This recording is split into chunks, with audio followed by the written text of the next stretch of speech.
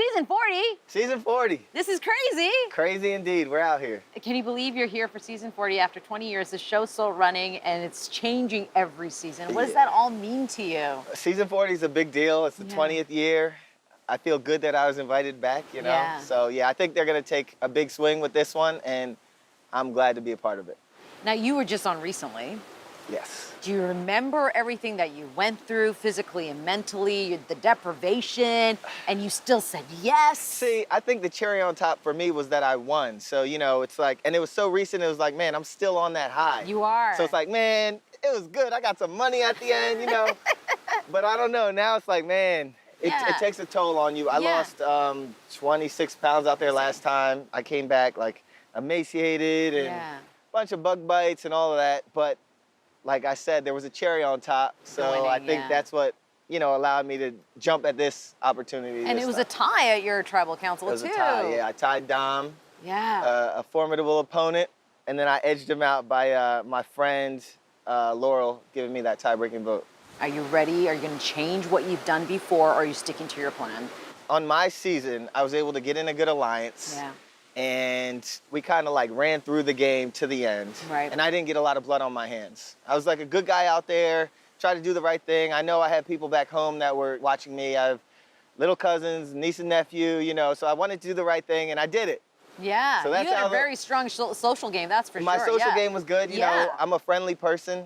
I have a lot of friends, and I made a lot of friends my season.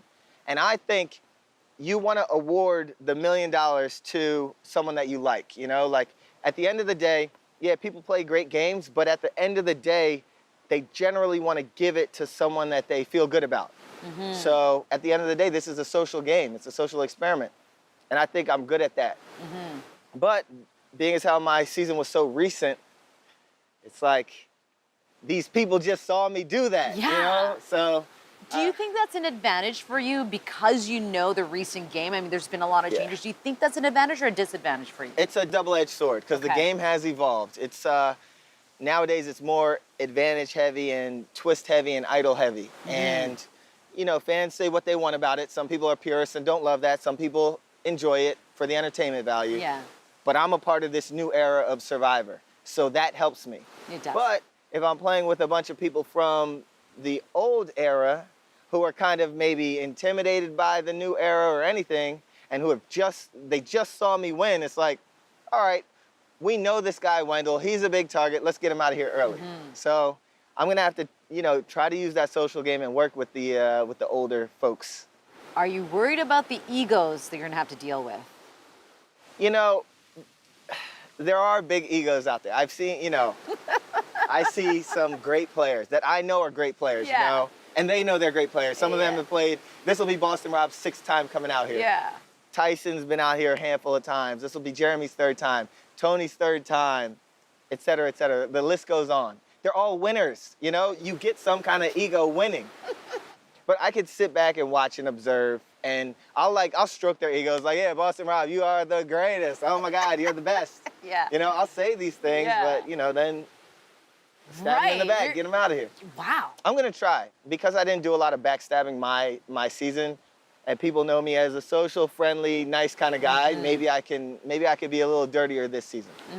Maybe. Maybe. We'll see. I think you're ready to play dirty, it looks like. I'm ready. I'm ready. I'm ready to have some fun out there, you know? Like, I have a great taste in my mouth from the season that I was out there, and it's like, but Survivor's about getting a little dirty sometimes, so I'm gonna see. I'm gonna see if I can do it. Yeah, you mentioned great players.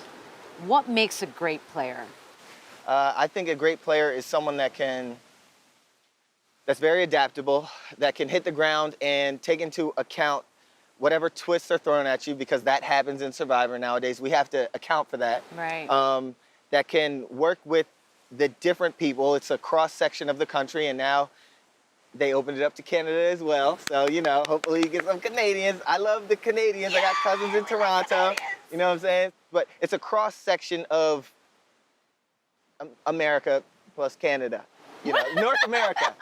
And if you can interact with these different people, if you can get along with people from all walks of life, that usually makes you a good survivor. You can't be too likable out there. You can't be too strategic out there.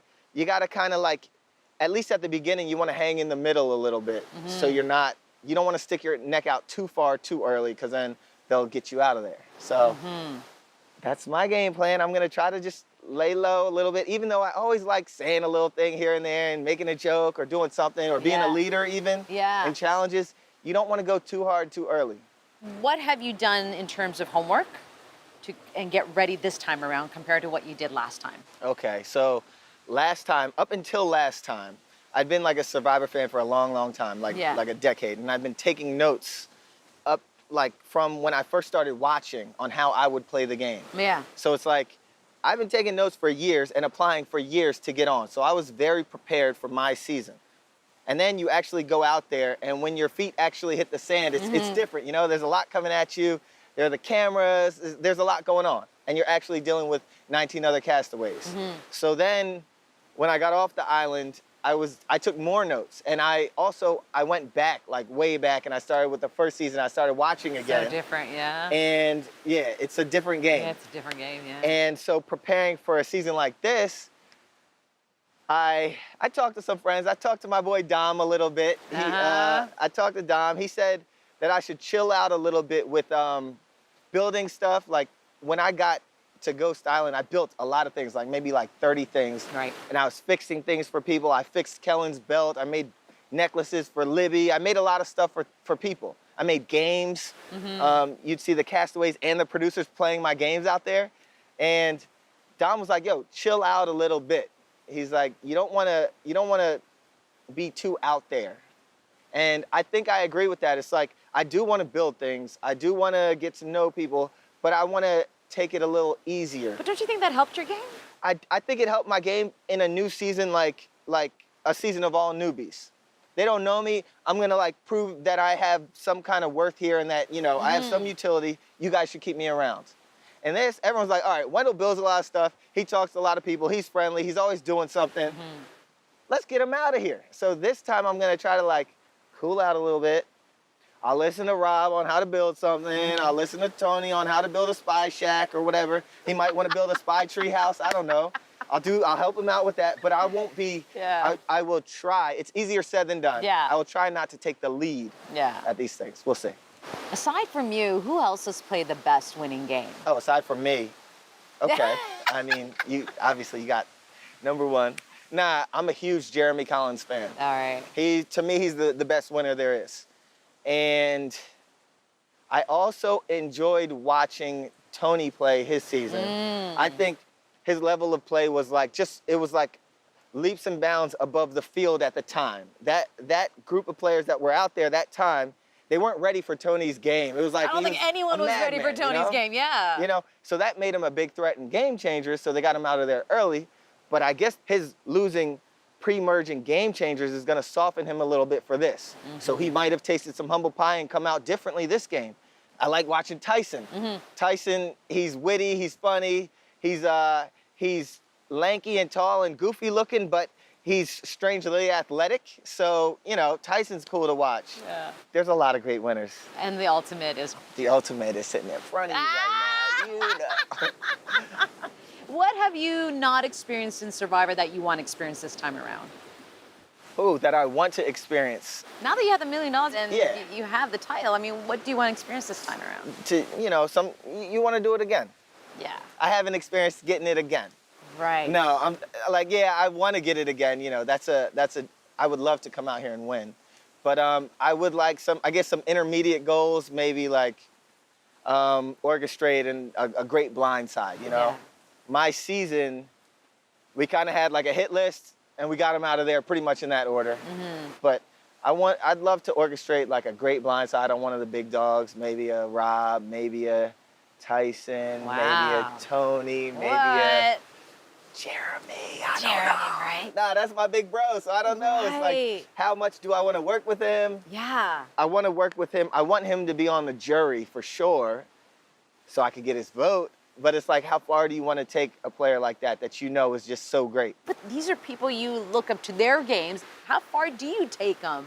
Right? That's the thing. It's That's the challenge because you don't want around. certain players to get that momentum, or else it'll like snowball. Yeah. And you don't want a Boston Rob. You don't want a Sandra. you don't want a Tyson to get any momentum.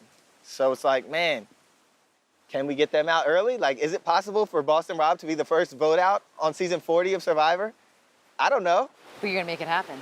You know, I don't know. Maybe Rob has some game for me. Maybe I should listen to him a little bit. Maybe I can let him take me under his wing for 1 or 2 tribals and then get him out of there. So, I don't know. Look You at know, you. I'm sure there's stuff that this 6-time alum can teach me. I don't know it all. Yeah. So. You should read his book. I just read his book. You read his book? Yeah, did you read it? Yeah. I didn't read it, but you know, I have a lot of pages of my own notes. Maybe I can.